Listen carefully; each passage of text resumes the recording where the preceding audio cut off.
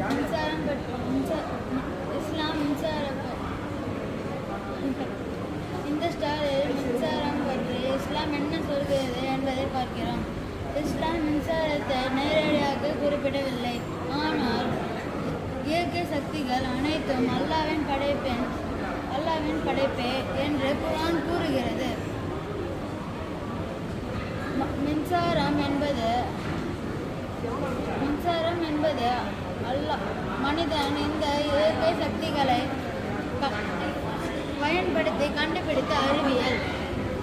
குர்ஆன் கூறுகிறது, அவன் உங்களுக்காக வானத்திலும் பூமியிலும் உள்ள அனைத்தையும் உபயோகத்திற்கு வைத்தான். குர்ஆன் 45வது அத்தியாயம் 17வது வசனம். கருத்து.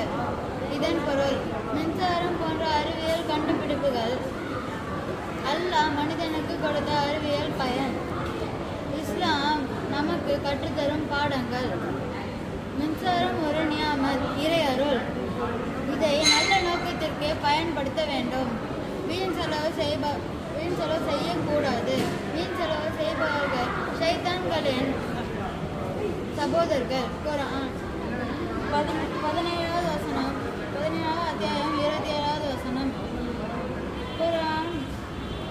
குர்ஆன் எச்சரிக்கிறது, அறிவியலும் இஸ்லாமும் எதிரிகள் அல்ல. அல்லாஹ்வின் படைப்பை புரிந்து கொள்வதே அறிவியல்.